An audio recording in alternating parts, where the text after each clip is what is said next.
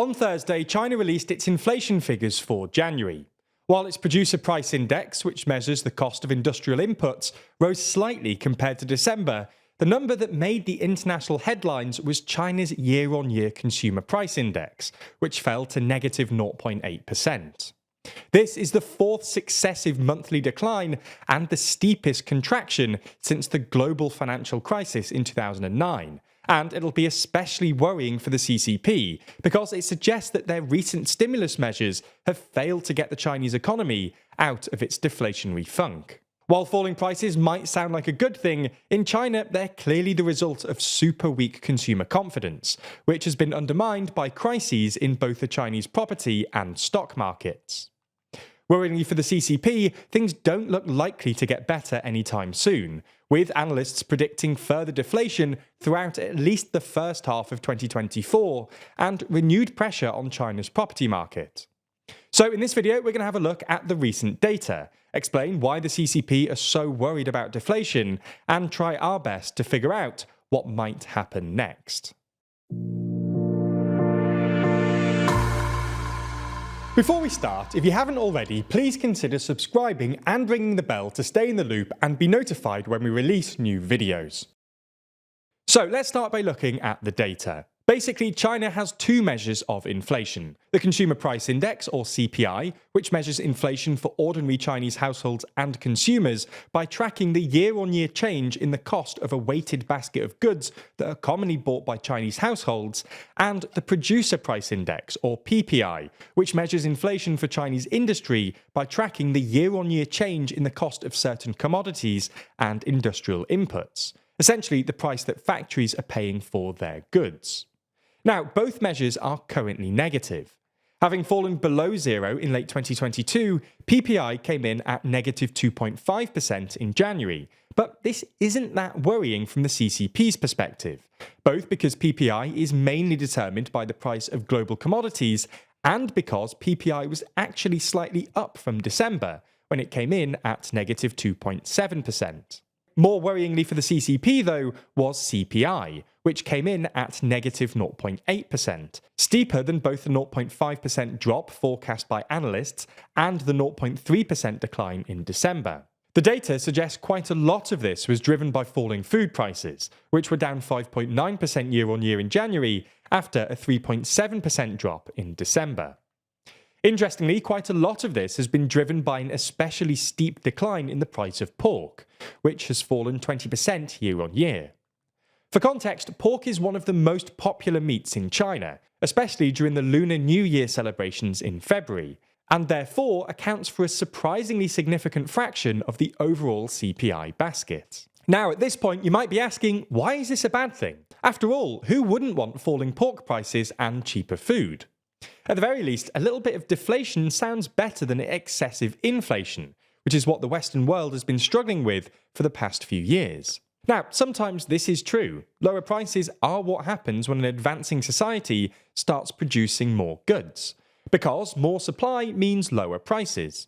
Unfortunately for the CCP, however, deflation in China is more a symptom of weakening consumer demand rather than rising productive capacity.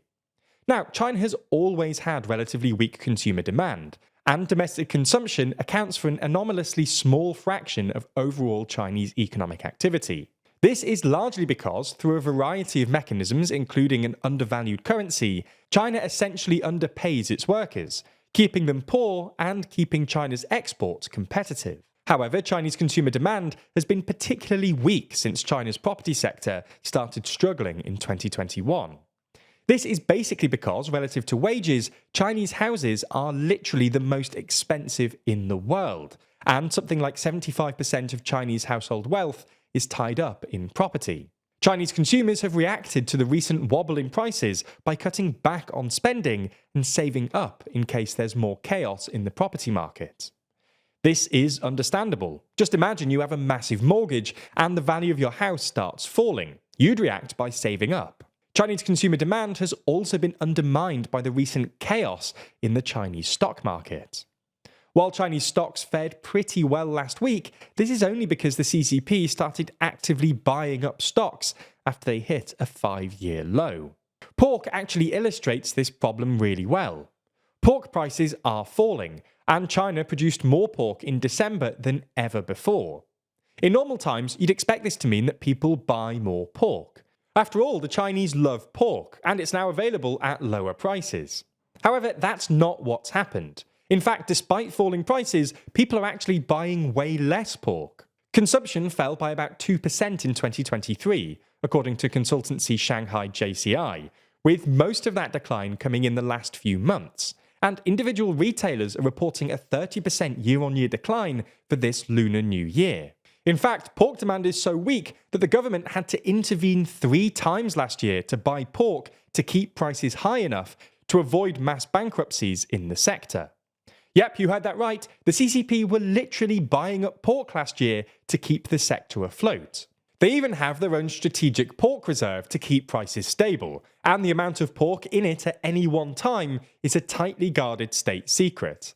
Anyway, you get the point we're making. China's deflation is clearly driven by low consumer confidence rather than increases in productive capacity. And this is worrying for the CCP for 3 reasons.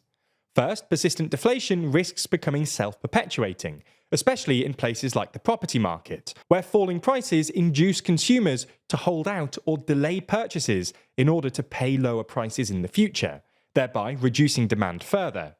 This is particularly problematic in a heavily indebted country like China, because deflation and falling prices makes loans, including mortgages, even more unaffordable. Second, continued inflation suggests that the CCP's recent stimulus measures have been largely ineffective. For context, one of the orthodox solutions to deflation is fiscal stimulus, i.e. giving cash to households, so they spend more money and prices go up again. The CCP have always been reluctant to do this, both because it's not a common policy prescription in China and because China's leader Xi Jinping apparently thinks that fiscal support makes people lazy. In the past few months, they've finally introduced some moderate fiscal support, but this recent data suggests it's too little, too late.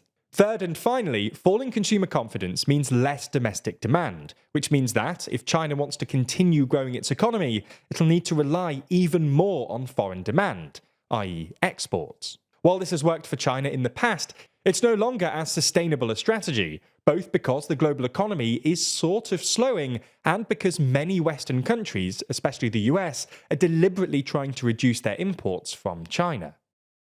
Geopolitics and national security issues definitely seem to be getting more difficult right now, as we regularly cover in our videos. But when it comes to your personal security, that's never been easier, thanks to our sponsor NordVPN. That's because NordVPN offers you one-click protection, with their threat protection service shielding you from malware, trackers, and ads, especially when you're on dodgy public Wi-Fi networks. Not only that, their dark web monitoring service actively notifies you if someone leaks your credentials, helping you stay one step ahead. All of this protection doesn't have to come at the expense of great connection though, with NordVPN offering the very fastest service of any VPN, allowing you to connect almost instantly anywhere in the world. Throw in their 24/7 customer service, dedicated apps on all major platforms, one account protecting 6 devices, and 30 days money-back guarantee, it's hard to come up with reasons not to sign up. Plus, if you sign up for a 2-year plan using our link, you'll not only get a massive discount, but you also get 4 extra months totally free. So if you're trying to improve our journalism by signing up for Nord, make sure you click our link and you'll get their great service at a discount.